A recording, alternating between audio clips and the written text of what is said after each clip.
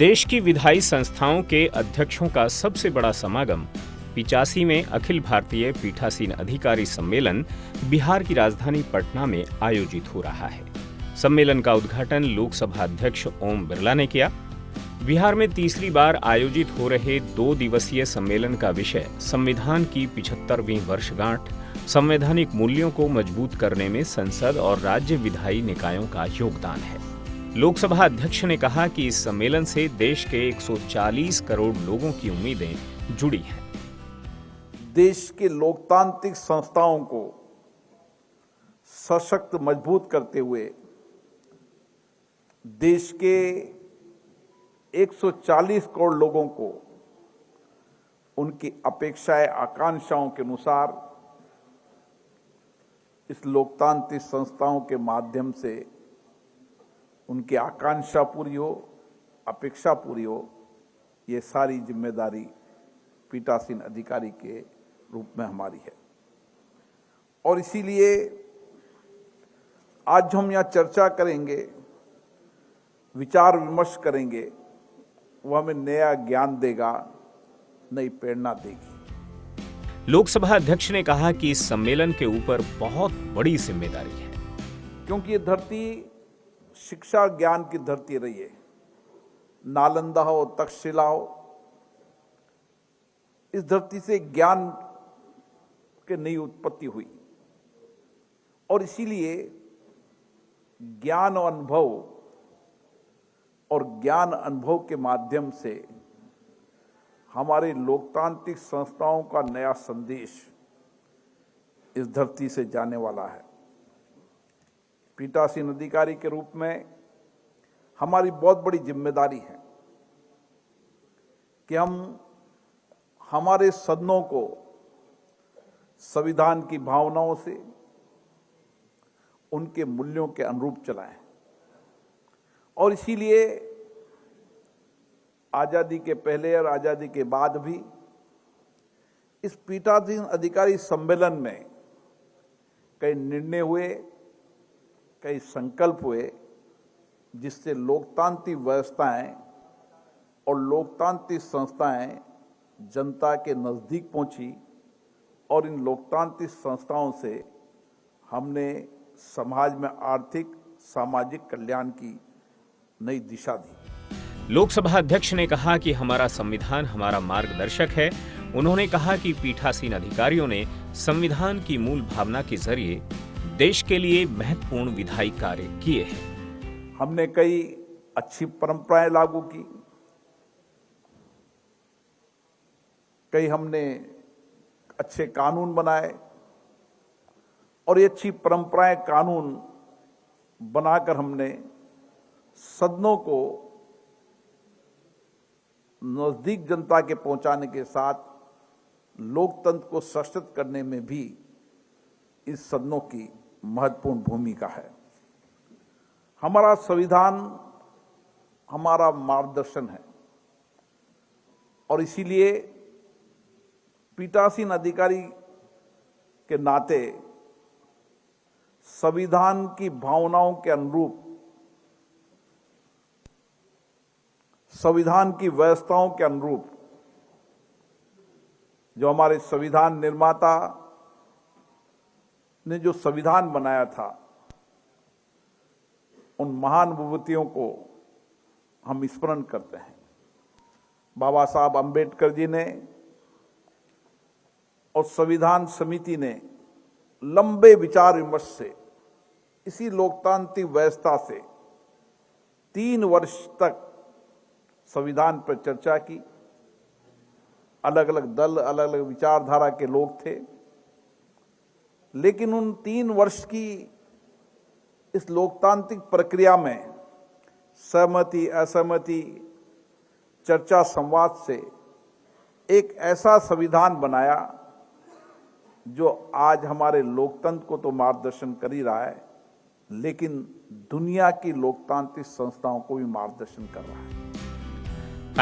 लोकसभा अध्यक्ष ने कहा कि भारत के संविधान ने न सिर्फ भारत को राह दिखाई है, बल्कि इसके जरिए दुनिया भर में लोकतंत्र मजबूत हुआ है।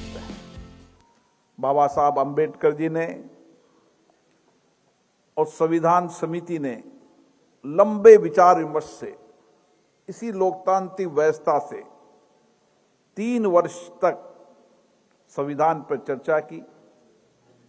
अलग अलग दल, अलग अलग विचारधारा के लोग थे, लेकिन उन 3 वर्ष की इस लोकतांत्रिक प्रक्रिया में सहमति, असहमति, चर्चा, संवाद से एक ऐसा संविधान बनाया जो आज हमारे लोकतंत्र को तो मार्गदर्शन कर ही रहा है, लेकिन दुनिया की लोकतांत्रिक संस्थाओं को भी मार्गदर्शन कर रहा है। लोकसभा अध्यक्ष ने कहा कि सहमति और असहमति लोकतंत्र का हिस्सा है। हम उन महान विभूतियों को देखते हुए हमारे मन में भी विचार आता है कि हम अपने अपने सदनों के अंदर इसी तरह की चर्चा, संवाद, उच्च कोटि की परंपराएं, परिपाटियों को कायम करते हुए सहमति, असहमति हमारे लोकतंत्र की ताकत है। हम अपनी अपनी संस्थाओं को और सशक्त और मजबूत करें। लोकसभा अध्यक्ष ने कहा कि बदलते हुए समय के साथ कुछ चुनौतियां भी सामने आई हैं।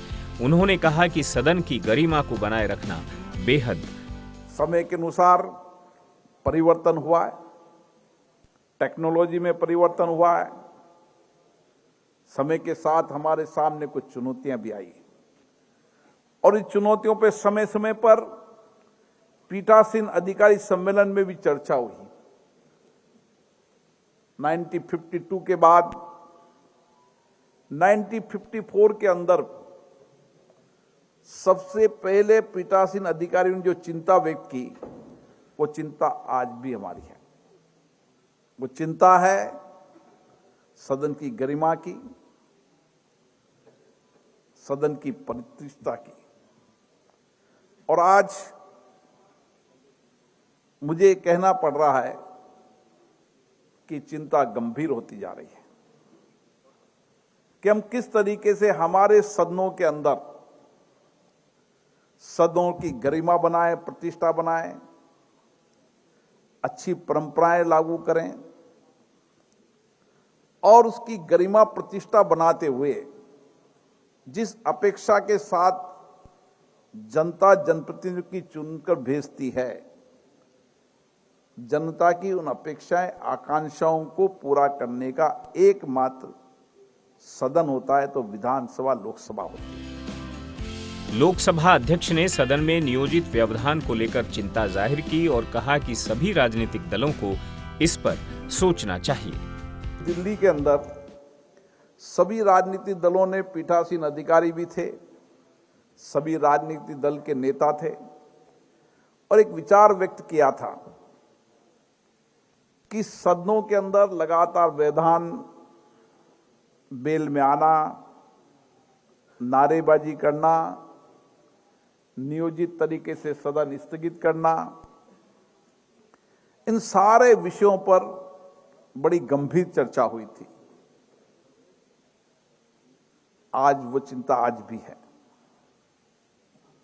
हमें कोशिश करना चाहिए सभी राजनीतिक दलों से चर्चा कर कि हम सदन में व्यवधान कम करें, नियोजित गतिरोध को रोकने का प्रयास करें। लोकसभा अध्यक्ष ने कहा कि संसदीय समितियों की भूमिका बढ़ाना भी जरूरी है। ज्ञान और आध्यात्म की धरती से सम्मेलन को संबोधित करते हुए लोकसभा अध्यक्ष ओम बिरला ने कहा कि बिहार ने लोकतंत्र को मजबूत करने में महत्वपूर्ण भूमिका निभाई है। 1954 में भी ये विचार आया था कि हमें संसदीय समितियों की भूमिका को और बढ़ाना चाहिए। ये मिनी पार्लियामेंट की तरह होता है और जितनी संसदीय समितियों की भूमिका बढ़ाएंगे उतनी ही शासन में जवाबदेही आएगी, प्रशासन में पारदर्शिता, ईमानदारी आएगी, जनता के धन का उपयोग ठीक होगा, सार्थक उपयोग होगा और धन का व्यय जिस मद के लिए किया गया है उस मद में किए हुए धन की निगरानी होगी। इसलिए संसदीय समितियों की भूमिका भी महत्वपूर्ण है। श्री ओम बिरला ने कहा कि बिहार की धरती ने सबको प्रेरणा देने का काम किया है। लोकसभा अध्यक्ष ने इस मौके पर देश की महान विभूतियों को याद किया। इस धरती से भगवान बुद्ध का संदेश, करुणा शांति का संदेश आज दुनिया के अंदर पहुंच रहा है। भगवान महावीर का सिद्धांत, अहिंसा का सिद्धांत आज भी देश और दुनिया के अंदर हम सबको जियो जीने की राह का संदेश दे रहा है। गुरु गोविंद सिंह जी का ये जन्मस्थल साहस और सामर्थ्य का संदेश हमें देता है। लोकतंत्र की जननी भारत, वैशाली लोकतंत्र गणराज, चाणक्य के सिद्धांत, सम्राट अशोक के नैतिक मूल्य, नैतिक शासन व्यवस्था, और इसी धरती से, चंपारण की धरती से महात्मा गांधी जी ने अहिंसा का संदेश दिया, अहिंसा की यात्रा की। लोकसभा अध्यक्ष ने प्रतिनिधियों से संवैधानिक मूल्यों के अनुरूप लोगों की उम्मीदों पर खरा उतरने की अपील की। ये धरती हम सब के लिए प्रेरणा की धरती है। इस धरती से भारत के प्रथम राष्ट्रपति डॉक्टर राजेंद्र प्रसाद जी रहे, जो संविधान निर्माता के भूमिका रही और संविधान निर्माण के अध्यक्ष के नाते भी उन्होंने दायित्व निभाया। ये धरती जयप्रकाश नारायण की धरती है, जिन्होंने संघर्ष से नए रास्ते दिखाए। ये धरती शोषित, वंचित, गरीब लोगों के न्याय के लिए जिन्होंने जीवन भर संघर्ष किया, कर्पूरी ठाकुर जी की धरती भी है। ये धरती डॉक्टर जाकिर हुसैन जी की, बाबू जयप्रकाश नारायण जी की, अनुग्रह नारायण सिंह जी की, राम मनोहर लोहिया, जिन्होंने एक नया संदेश लोकतंत्र के अंदर दुनिया को दिया, बाबू वीर कंवर सिंह जी, सुमित्रा देवी सिंह जी, ऐसे बहुत सारे महान पुरुष रहे जो आज भी इस धरती के अंदर हमारे अतीत से, हमारे उनके जीवन से हमें प्रेरणा मिलती है। राज्यसभा के उपसभापति ने भी सम्मेलन को संबोधित किया।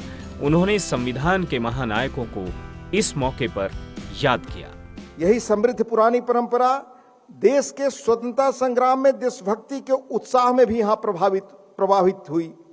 बिहार विभूतियों ने आजादी की रहनुमाई में अमिट विरासत छोड़ी।